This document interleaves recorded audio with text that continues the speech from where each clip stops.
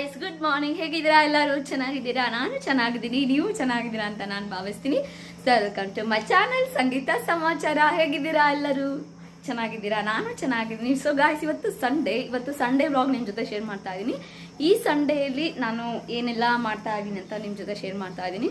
ಇವತ್ತು ಸಂಡೇ ಆದ್ರಿಂದ ನಾವು ಚರ್ಚ್ಗೆ ಹೋಗೋದಿದೆ. ಚರ್ಚಿಂದ ಮುಗಿಸ್ಕೊಂಡು ಬಂದಾದ್ಮೇಲೆ ವ್ಲಾಗ್ ಸ್ಟಾರ್ಟ್ ಮಾಡ್ತೀನಿ. ಏನಕ್ಕೆ ಅಂದರೆ ಚರ್ಚಲ್ಲಿ ಪಾಪು ನೋಡ್ಕೊಳ್ಳೋದು, ತಿನ್ಸೋದು, ಹಾಗೆ ಮಾತು ಅಟೆಂಡ್ ಮಾಡೋದು ಇದೇ ಆಗೋಗ್ಬಿಟ್ಟಿರುತ್ತೆ, ಬ್ಯುಸಿ ಆಗೋಗ್ಬಿಟ್ಟಿರುತ್ತೆ. ಅಲ್ಲಿ ವೀಡಿಯೋ ಮಾಡೋಕ್ಕೂ ಆಗಲ್ಲ, ಶೂಟ್ ಮಾಡೋಕ್ಕೂ ಆಗಲ್ಲ, ವಿಡಿಯೋ ತೊಗೊಳಕ್ಕೂ ಆಗಲ್ಲ. ಏನಕ್ಕಂದರೆ ಪಾಪು ನಾನೇ ಇಟ್ಕೊಂಡು ಮ್ಯಾನೇಜ್ ಮಾಡ್ತಾ ಇರ್ತೀನಿ. ಸೊ ಹಾಗಾಗಿ ನೋಡೋಣ, ಆದರೆ ವಿಡಿಯೋ ಮಾಡೋಕ್ಕೆ ಟ್ರೈ ಮಾಡ್ತೀನಿ, ಇಲ್ಲಾಂದರೆ ಮನೆಗೆ ಬಂದಮೇಲೆ ವಿಡಿಯೋ ಕಂಟಿನ್ಯೂ ಮಾಡ್ತೀನಿ. ಓಕೆನಾ? ಚರ್ಚ್ಗೆ ಹೋಗಿ ಬಂದ್ವಿ, ಎಲ್ಲ ಟಿಫನ್ ಎಲ್ಲ ಮಾಡಿ ಆಯಿತು. ಈಗ ಮಟನ್ ತೊಗೊಂಬಂದಿದ್ದಾರೆ, ಬೆಳಗ್ಗೆನೇ ಸಿಗುತ್ತೆ ಅದು ಮಟನು. ಬೆಳಗ್ಗೆ ಹೋಗಿ ತೊಗೊಂಬಂದಿದ್ದಾರೆ. ನಮಗೆ ½ ಕಿಲೋ ಆದರೆ ಸಾಕಾಗುತ್ತೆ, 400 ಸಮಥಿಂಗ್ ಅಂತ ಹೇಳಿದ್ರು. ಸೊ ತೊಗೊಂಬಂದಿದ್ದಾರೆ, ಅದು ಮಟನ್ ಸಾಂಬಾರು ಮಾಡೋಣ ಅಂತ ಇದ್ದೀನಿ. ಏನಿಲ್ಲ, ನಾರ್ಮಲ್ ಪ್ರೊಸೀಜರ್. ನಿಮಗೆ ಯಾವ ಥರ ಮಾಡೋದು ರೆಸಿಪಿ ಅಂತ ನಿಮ್ಮ ಜೊತೆ ಶೇರ್ ಮಾಡ್ತೀನಿ. ರೈಸ್ ಜೊತೆ ಮಾಡ್ತಾ ಇದ್ದೀನಿ ಮಟನ್. ನಿಮಗೆ ಬೇಕಾದ್ರೆ ಮುದ್ದೆ ಮಾಡ್ಕೋಬೋದು. ಕಾಂಬಿನೇಷನ್ ಚಪಾತಿ ಆದರೂ ಸರಿ ಹೋಗುತ್ತೆ, ರೊಟ್ಟಿ ಆದರೂ ಸರಿ ಹೋಗುತ್ತೆ. ನಿಮ್ಗೆ ಯಾವ ಕಾಂಬಿನೇಷನ್ ಬೇಕೋ ಆ ಕಾಂಬಿನೇಷನ್ ಮಾಡ್ಕೋಬೋದು. ಸೊ ಬನ್ನಿ, ಮಟನ್ ಸಾಂಬಾರು ಯಾವ ಥರ ಮಾಡೋದು ಅಂತ ತೋರಿಸ್ಕೊಡ್ತೀನಿ. ನಾನಿಲ್ಲಿ ಮಟನ್ ರೆಸಿಪಿನ ತೋರಿಸ್ತಾ ಇದ್ದೀನಿ. ಇದು ಡೇ ವ್ಲಾಗ್ ಆಗಿರೋದ್ರಿಂದ ನಾನು ಡೇಯಲ್ಲಿ ಏನು ಮಾಡ್ತಾ ಇದ್ದೀನಿ ಅನ್ನೋದನ್ನು ತೋರಿಸ್ತಾ ಇದ್ದೀನಿ. ಈ ಮಟನ್ ರೆಸಿಪಿನ ಆಲ್ರೆಡಿ ನನ್ನ ಚಾನಲಲ್ಲಿ ಅಪ್ಲೋಡ್ ಮಾಡಿದ್ದೀನಿ. ನೀವು ನೋಡದೇ ಇದ್ದರೆ ಡಿಸ್ಕ್ರಿಪ್ಷನಲ್ಲಿ ಲಿಂಕ್ ಹಾಕ್ತೀನಿ, ಪ್ಲೀಸ್ ಹೋಗಿ ನೋಡಿ.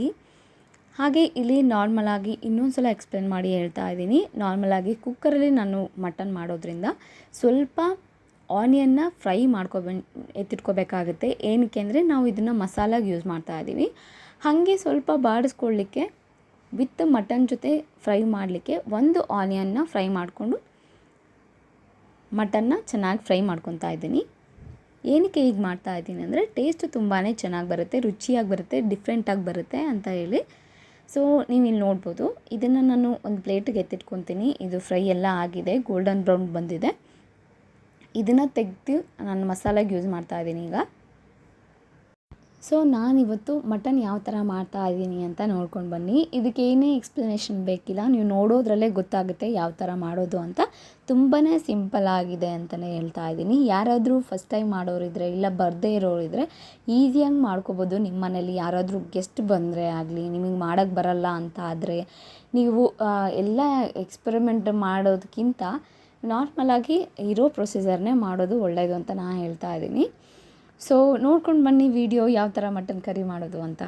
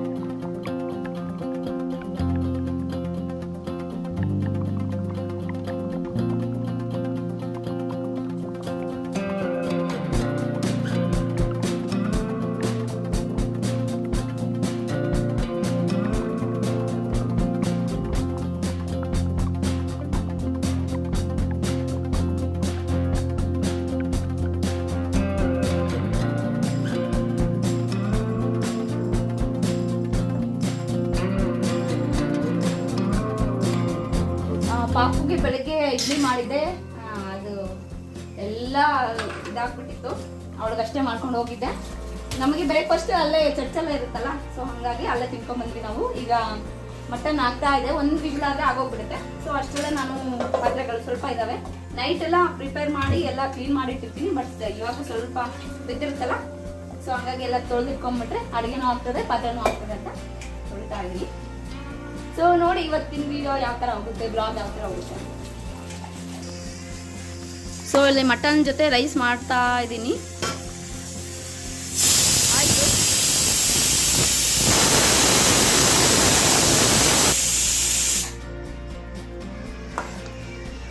ಇದು ಕುಕ್ಕರ್ ಹಾಕಿದ್ರೆ ರೈಸ್ ಒಂಥರ ಅಂಟಂಟಾಗ್ಬಿಡುತ್ತೆ. ಸೊ ಹಾಗಾಗಿ ನಾನು ಈ ಥರ ಮಾಡ್ತೀನಿ ರೈಸ್ನ. ಸ್ವಲ್ಪ ಉದುರು ಚೆನ್ನಾಗಾಗುತ್ತೆ. ಅಡುಗೆ ಎಲ್ಲ ಮಾಡಿ ಹಾಗೆ ಪಾತ್ರೆ ತೊಳೆದು ಆದಮೇಲೆ ನನಗಂತೂ ಕಿಚನ್ ಕ್ಲೀನಾಗಿರಬೇಕು. ಕ್ಲೀನಾಗಿ ಕಾಣಿಸಿದ್ರೆ ಅದೇನೋ ಒಂಥರ ಸಮಾಧಾನ ಅನಿಸುತ್ತೆ. ಸೊ ಸೊ ಇಲ್ಲಿ ನಾನು ಸ್ಯಾರಿನ ಮಡ್ಚಿಡ್ತಾ ಇದ್ದೀನಿ. ಇದನ್ನು ನಾನು ಸ್ಯಾರಿ ಚರ್ಚ್ಗೆ ಹಾಕ್ಕೊಂಡು ಹೋಗ್ತೀನಿ. ಅಂದರೆ ಚರ್ಚ್ಗೆ ಹಾಕ್ಕೊಂಡು ಹೋಗಿ ಯಾವಾಗಲೂ ಜಾಸ್ತಿ ಸ್ಯಾರೀಸ್ ಇದೆ ನನಗಂತೂ. ಹಾಗಾಗಿ ಸ್ಯಾರೀಸ್ ಅಟ್ಲೀಸ್ಟ್ ಚರ್ಚ್ಗಾದರೂ ಯೂಸ್ ಮಾಡ್ಬೋದು. ಒಂಥರ ಡಿವೋಷ್ನಲ್ ನನಗೆ ಅನ್ನಿಸ್ತದೆ ಸ್ಯಾರೀಸ್ ಎಲ್ಲ ಉಟ್ಕೊಂಡ್ರೆ. ಸೊ 2-3 ವಿಷಲ್ ಆದಮೇಲೆ ಮಟನ್ ಕರಿ ನೋಡಿ ಯಾವ ಥರ ಬಂದಿದೆ, ತುಂಬಾ ಟೇಸ್ಟಿಯಾಗಿ ಬಂದಿತ್ತು. ರೆಸಿಪಿ ನೀವು ಮಾಡ್ಕೊಳ್ತೀನಿ ಅಂತ ಹೇಳ್ತಾ ಇದ್ದೀನಿ. ಸೊ ನಾನು ಫೈನಲಾಗಿ ಟೇಸ್ಟ್ ಮಾಡ್ತಾ ಇದ್ದೀನಿ. ಅಂದರೆ ನನ್ನ ಕೈಯಿಂದ ಮಾಡಿರೋವಂಥದ್ದು ಇಷ್ಟು ರುಚಿಯಾಗಿ ಬಂತ ಅಂತ ನನಗೆ ಆಶ್ಚರ್ಯ ಆಗೋಗ್ಬಿಡ್ತು. ಸೊ ತುಂಬಾ ಚೆನ್ನಾಗಿ ಬಂದಿತ್ತು, ಟೇಸ್ಟಿಯಾಗಿತ್ತು. ಪಾಪುನೂ ಇಷ್ಟಪಡ್ತು ಇದ್ಲು, ಬಟ್ ಖಾರ ಆಗಿತ್ತು. ಅಂದರೆ ಸ್ವಲ್ಪ ರೈಸ್ಗೆಲ್ಲ ಅಂಟಿಸಿ ಖಾರ ಎಲ್ಲ ತೆಗೆದು ಆಮೇಲೆ ತಿನ್ನಿಸಿದ್ವಿ. ಅವಳು ತಿನ್ಕೊಂಡ್ಳು. ಹಸ್ಬೆಂಡ್ ಕೂಡ ತುಂಬಾ ಇಷ್ಟಪಟ್ಟು ತಿಂದರು. ಚೆನ್ನಾಗಿ ಮಾಡಿದ್ಯಾ ಅಂತ ಹೇಳ್ಬಿಟ್ಟು ಅವ್ರಿಗೂ ಖುಷಿ ಆಗ್ತದೆ ಟೇಸ್ಟಿಯಾಗಿ ಮಾಡಿಕೊಟ್ರೆ ಅಂತ ಹೇಳಿ. ಹಾಗೆ ನಮ್ಮ ಬ್ರ್ಯಾಕ್ಸಿ ಕೂಡ ಅಷ್ಟೇ ಮಟನ್ ತಿನ್ಕೊಂಡು ಅದನ್ನು ಫುಲ್ ಖುಷಿಯಾಗಿತ್ತು. ನೋಡ್ಬೋದು ನೀವು ಯಾವ ಥರ ಮಲ್ಕೊಂಡಿದೆ ಅಂತ ಹೇಳಿ.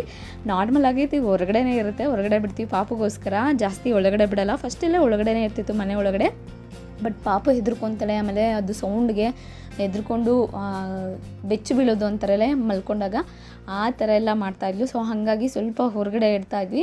ಅಂದರೆ ಅದಕ್ಕೂ ನಮ್ಮ ಜೊತೆನೇ ಟೈಮ್ ಸ್ಪೆಂಡ್ ಮಾಡೋಕ್ಕೆ ಭಾಳ ಇಷ್ಟ ಆಗುತ್ತೆ. ನೋಡಿ ಇಲ್ಲಿ ಯಾವ ಥರ ಮಲ್ಕೊಂಡಿದ್ದೆ. ಫಸ್ಟೆಲ್ಲ ಮೂತಿನ ಒಳಗಡೆ ನಮ್ಮ ಕಡೆ ಮಾಡಿ ತಿರ್ಸ್ಕೊಂಡು ಮಲ್ಕೊತಾ ಇತ್ತು.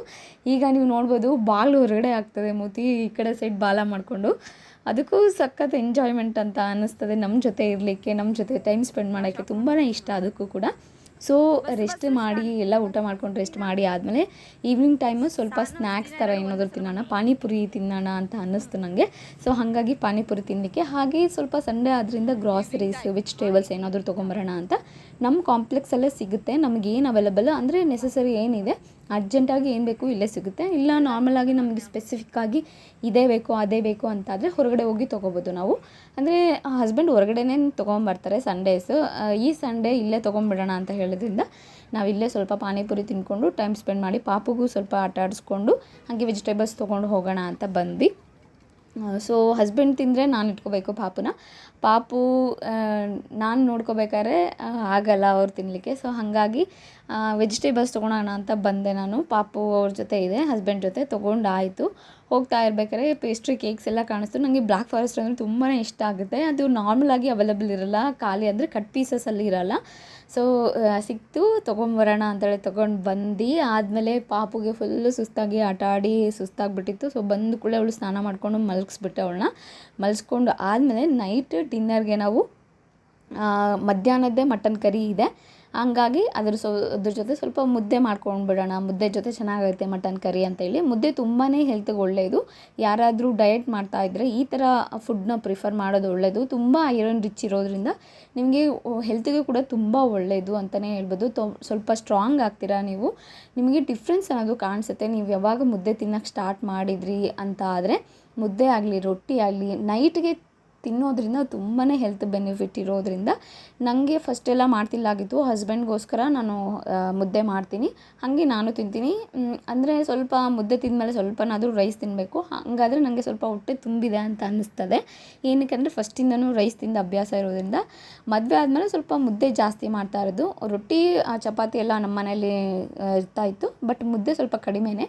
ನಾನು ಮದುವೆ ಆಗಿ ಬಂದಮೇಲೆ ಸ್ವಲ್ಪ ಮುದ್ದೆ ಜಾಸ್ತಿ ಮಾಡ್ತಾಯಿದ್ವಿ. ಅಂದರೆ ಇಲ್ಲಿ ಆಲ್ಮೋಸ್ಟ್ 1 ಇಯರ್ ಆದಮೇಲೆ ಪ್ರೆಗ್ನೆಂಟ್ ಇದ್ದಾಗ, ಅದಕ್ಕಿಂತ ಮುಂಚೆ ಜಾಬ್ ಮಾಡ್ತಿದ್ದಾಗ ಇಷ್ಟೆಲ್ಲ ಮಾಡಲಿಕ್ಕೆ ಟೈಮ್ ಇರ್ತಿರ್ಲಿಲ್ಲ, ಪೇಷನ್ಸು ಅನ್ನೋದು ಇರ್ತಾ ಇರಲಿಲ್ಲ. ಆ ಥರ ಸಿಚುವೇಶನ್ ಇತ್ತು. ಬಟ್ ಇವಾಗ ಸ್ವಲ್ಪ ಪಾಪು ಎಲ್ಲ ಮಲ್ಕೊಂಡು ಆದಮೇಲೆ ಮನೇಲೇ ಇರೋದ್ರಿಂದ ಪಾಪು ನೋಡಿಕೊಂಡು ಸ್ವಲ್ಪ ಬ್ಯುಸಿನೇ ಇರ್ತೀನಿ. ಅಂದರೂ ಸ್ವಲ್ಪ ತಿನ್ನೋದ್ರಲ್ಲೇ ಸ್ವಲ್ಪ ಹೆಲ್ದಿಯಾಗಿ ತಿನ್ನೋಣ, ನನ್ನ ಗಂಡಂಗೂ ಸ್ವಲ್ಪ ಮಾಡಿ ತಿನ್ನಿಸೋಣ ಅಂತ ಈ ಥರ ಮಾಡ್ತಾಯಿದ್ದೀನಿ. ಹಸ್ಬೆಂಡ್ ಕೂಡ ಈಗ ರೈಸ್ ತುಂಬಾ ಕಡಿಮೆ ಮಾಡಿಬಿಟ್ಟಿದ್ರು. 1 ಟೈಮ್ ಅಷ್ಟೇ ರೈಸ್ ತಿಂತಾರೆ ಅವರು. ಮಾರ್ನಿಂಗ್ ಚಪಾತಿನೋ ಇಡ್ಲಿನೋ ದೋಸೆನೋ ಈ ಥರ ಎಲ್ಲ ಇರುತ್ತೆ. ನೈಟಿಗೆ ರೊಟ್ಟಿ ಸ್ವಲ್ಪ ಇವಾಗ ಕಡಿಮೆ ಮಾಡ್ತಾಯಿದ್ದೀನಿ, ಚಪಾತಿ ಮಾಡ್ತಾಯಿರ್ತೀನಿ, ಇಲ್ಲ ರಾಗಿ ಮುದ್ದೆ ಈ ಥರ ಮಾಡ್ತಾಯಿರ್ತೀನಿ. ಸೊ ಹಾಗಾಗಿ ಸ್ವಲ್ಪ ಒಂದು ಹೆಲ್ದಿ ವೇಟ್ ಮೇಂಟೈನ್ ಮಾಡ್ಬೋದು ನೀವು ಯಾರಾದರೂ ದಪ್ಪ ಇದ್ದರೆ ಅಂತಲೇ ಹೇಳ್ತಾ ಇದ್ದೀನಿ.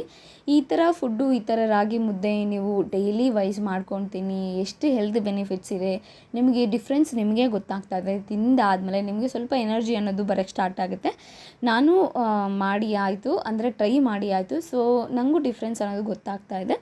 ಸೊ ಹಾಗಾಗಿ ನೀವು ಮಾಡ್ಕೊತೀನಿ ಯಾವ ಥರ ಮಾಡೋದು ಅಂತ ನೋಡಿ. ನಾನಿಲ್ಲಿ ಮಾಡ್ತಾಯಿದ್ದೀನಿ ನೋಡಿ. ಅಂದರೆ ಇದು ಒಂದು ಬೌಲು ನೀವು ತೊಗೋತಾ ಇದ್ದೀರಾ ರಾಗಿ ಹಿಟ್ಟು ಅಂದರೆ 1-1.5 ವಾಟರ್ ಹಾಕಿದರೆ ಸಾಕು. ಸ್ವಲ್ಪ ಉಪ್ಪು ಹಾಗೆ ಸ್ವಲ್ಪ ಆಯಿಲ್ ಹಾಕಿ ಸ್ವಲ್ಪ ಒಂದು ಕುದಿ ಬರೋವರೆಗೂ ಕುದಿಸ್ಕೊಂಡಾದ್ಮೇಲೆ ರಾಗಿ ಹಿಟ್ಟು ಮಿಕ್ಸ್ ಮಾಡಿದರೆ ಆಯಿತು. ಚೆನ್ನಾಗಿ ಮಿಕ್ಸ್ ಮಾಡ್ಕೊಂಡು ಕಲಿಸ್ಬೇಕಾಗುತ್ತೆ, ಗಂಟುಗಳಿಲ್ಲದೆ ಆ ಥರ ಕಲಿಸಿದ್ರೆ ಚೆನ್ನಾಗಿ ಬರುತ್ತೆ. ಅದಾದಮೇಲೆ ಒಂದು 5 ನಿಮಿಷ ಒಂದು ಪ್ಲೇಟ್ನ ಮುಚ್ಚಿಟ್ಟು ಒಂದು 5 ನಿಮಿಷ ಹಾಗೆ ಬಾಯ್ಲ್ ಆಗಲಿಕ್ಕೆ, ಅದು ಸ್ವಲ್ಪ ಹವೆ ಥರ ಬಂದು ಅವಾಗ ಏನಾಗುತ್ತೆ ರಾಗಿ ಮುದ್ದೆ ಸ್ವಲ್ಪ ಚೆನ್ನಾಗಿ ಸ್ಟ್ರಾಂಗಾಗಿ ಮೆತ್ತಗೆ ಬರುತ್ತೆ ಅಂತ ಹೇಳಿ. ಸೊ ಅದೆಲ್ಲ ಆದಮೇಲೆ ಒಂದು ಪಾತ್ರೆಗೆ ತೊಗೊಂಡು ಸ್ವಲ್ಪ ತುಪ್ಪ ಬೇಕಾದರೆ ನೀವು ಆ್ಯಡ್ ಮಾಡ್ಕೊಬೋದು, ತುಪ್ಪ ಬೇಕಾದರೆ ಆ್ಯಡ್ ಮಾಡ್ಬೋದು, ಇಲ್ಲಾಂದರೆ ಹಾಗೇನೂ ಮಾಡ್ಬೋದು. ಸ್ವಲ್ಪ ನೀರು ಹಾಕಿ ಚೆನ್ನಾಗಿ ನಾದ್ಕೊಂಡು ಆದಮೇಲೆ ನೀವು ಮುದ್ದೆ ಮಾಡಿಕೊಂಡ್ರೆ ತುಂಬ ಚೆನ್ನಾಗಿ ಬರುತ್ತೆ, ಸ್ಮೂತಾಗಿ ಸಾಫ್ಟಾಗಿ ಬರುತ್ತೆ ಅಂತಲೇ ಹೇಳ್ತಾ ಇದ್ದೀನಿ. ನಾನಿಲ್ಲಿ ತುಪ್ಪ ಯೂಸ್ ಮಾಡ್ತಾ ಇದ್ದೀನಿ. ಫಸ್ಟ್ ಟೈಮು ಸ್ವಲ್ಪ ಹಾಕಿ ತುಪ್ಪನ ಮಿಕ್ಸ್ ಮಾಡಲಿಕ್ಕೆ ಚೆನ್ನಾಗಿ ನಾದ್ಕೊಳ್ಳಿಕ್ಕೆ ಯೂಸ್ ಮಾಡ್ತಾಯಿದ್ದೀನಿ. ಅದಾದಮೇಲೆ ಲೈಟಾಗಿ ಲಾಸ್ಟಲ್ಲಿ ಮುದ್ದೆ ಎಲ್ಲ ಆದಮೇಲೆ ಸ್ವಲ್ಪ ಮೇಲ್ಗಡೆ ಹಾಕಿ ಸವರಿ ಮಾಡ್ತಾಯಿದ್ದೀನಿ. ಇಷ್ಟು ಮಾಡಿದರೆ ಆಯಿತು. ನೀವು ಈಸಿಯಾಗಿ ಒಂದು 10 ನಿಮಿಷದಲ್ಲೇ, ಒಂದು 5-10 ನಿಮಿಷದಲ್ಲೇ ಮಾಡ್ಕೋಬೋದು. ಜಾಸ್ತಿ ಏನಿಲ್ಲ, ಜಾಸ್ತಿ ಟೈಮ್ ಸ್ಪೆಂಡ್ ಆಗುತ್ತೆ, ಜಾಸ್ತಿ ಟೈಮ್ ಬೇಕು ಅದಕ್ಕೆ ಅಂತ ಏನಿಲ್ಲ. ಈ ಥರ ರೊಟ್ಟಿಗೆ, ಈ ಥರ ಚಪಾತಿಗೆ ಆದರೂ ಸ್ವಲ್ಪ ಟೈಮ್ ಬೇಕಾಗ್ತದೆ. ಇದಕ್ಕೆ ಆ ಥರ ಏನಲ್ಲ, ಒಂದು 5-10 ನಿಮಿಷದಲ್ಲೇ ರಾಗಿ ಮುದ್ದೆ ಮಾಡ್ಕೋಬೋದು ನೀವು. ರಾಗಿ ಮುದ್ದೆ ಜೊತೆ ಮಟನ್ ಸಾಂಬಾರಾಗಲಿ, ಚಿಕನ್ ಸಾಂಬಾರಾಗಲಿ ತುಂಬಾ ಟೇಸ್ಟಿಯಾಗಿರುತ್ತೆ, ತುಂಬಾ ರುಚಿಯಾಗಿರುತ್ತೆ ಅಂತಲೇ ಅನಿಸ್ತದೆ. ಮುದ್ದೆ ತಿನ್ನದೇ ಇರೋರು ಕೂಡ ತಿಂತಾರೆ, ಆ ಥರ ಟೇಸ್ಟ್ ಬಂದಿರುತ್ತೆ. ಸೊ ಮಾಡ್ಕೊಂಡು ತಿನ್ನಿ. ಯಾವುದಾದ್ರೂ ನಾಟಿ ಕೋಳಿ ಮಾಡಿದಾಗಲೇ ಆಗಲಿ, ಯಾವುದಾದ್ರೂ ನಾನ್ ವೆಜ್ ರೆಸಿಪಿ ಮಾಡಿದಾಗ ಮುದ್ದೆ ಅಂತೂ ಕಂಪಲ್ಸರಿ ಮಾಡ್ಕೊಂಡು ತಿನ್ನಿ, ಒಂದು ಸಲ ಮಾಡ್ಕೊಂಡು ತಿನ್ನಿ, ಯಾವ ಥರ ಟೇಸ್ಟ್ ಇರುತ್ತೆ ನೋಡಿ ಅಂತ ಹೇಳಿ ನನಗೆ. ಸೊ ಫೈನಲಾಗಿ ಮುದ್ದೆ ಮಾಡಿ ಆಯಿತು. ಮಟನ್ ಕರಿ ಮಧ್ಯಾಹ್ನ ಮಾಡಿದ್ನಲ್ಲ, ಆ ಮಟನ್ ಕರಿಗೆ ನಾನಿಲ್ಲಿ ರಾಗಿ ಮುದ್ದೆ ತಿಂತಾಯಿದ್ದೀನಿ. ನನಗೆ ಸ್ವಲ್ಪನೇ ರಾಗಿ ಮುದ್ದೆ ಆದರೆ ಸಾಕು, ಹಂಗೆ ಸ್ವಲ್ಪ ರೈಸ್ ತಿನ್ಕೊತೀನಿ, ಆಗ ಸ್ವಲ್ಪ ಹೊಟ್ಟೆ ತುಂಬ್ದಂಗೆ ಆಗುತ್ತೆ. ಸೊ ರಾಗಿ ಮುದ್ದೆಗೆ ತುಂಬಾ ಟೇಸ್ಟಿಯಾಗಿತ್ತು, ಚೆನ್ನಾಗಿ ಬಂದಿತ್ತು ಅಂತಲೇ ಹೇಳ್ತಾ ಇದ್ದೀನಿ. ಸೊ ಗಾಯ್ಸ್, ಟೈಮ್ ಈಗ 10:45 ಆಯಿತು. ಎಲ್ಲರದು ಊಟ ಆಯಿತು. ಪಾಪು ಮಲ್ಕೊಂಡಿದ್ದಾಳೆ, ನಮ್ಮದು ಆಯಿತು ಊಟ. ಮುದ್ದೆ ಜೊತೆ ಮಟನ್ ಸಾಂಬಾರು ಮಧ್ಯಾಹ್ನದ್ದೇ ಮಾಡಿದ್ದು, ಅದನ್ನೇ ತಿಂದ್ವಿ. ಚೆನ್ನಾಗಿತ್ತು, ಸೂಪರ್ ಆಗಿತ್ತು ಕಾಂಬಿನೇಷನ್. ನೀವು ಮಾಡ್ಕೊಳ್ತೀನಿ, ಟ್ರೈ ಮಾಡಿ ಯಾವ ಥರ ಬರುತ್ತೆ ಅಂತ ನನಗೆ ಹೇಳಿ. ಸೊ ಗಾಯ್ಸ್, ಈ ವ್ಲಾಗ್ ನಿಮಗೆಲ್ಲ ಇಷ್ಟ ಆಗಿದೆ ಅಂತ ನಾನು ತಿಳ್ಕೊತೀನಿ. ಒಳ್ಳೆಯವರಾಗಿರಿ, ಒಳ್ಳೆಯದನ್ನೇ ಮಾಡಿ ಅಂತ ಹೇಳ್ತಾ ಇವತ್ತಿನ ವಿಡಿಯೋನ ಇಲ್ಲಿಗೆ ಮುಗಿಸ್ತಾ ಇದ್ದೀನಿ. So good night guys, thank you, bye, take care. ಹಾಗೆ ಯಾರೆಲ್ಲ ಫಸ್ಟ್ ಟೈಮ್ ಮಾಡ್ತಾ ಇದ್ದೀರಾ ಪ್ಲೀಸ್ ಸಬ್ಸ್ಕ್ರೈಬ್ ಮಾಡ್ಕೊಳ್ಳಿ, ಓಕೆನಾ? Thank you, bye.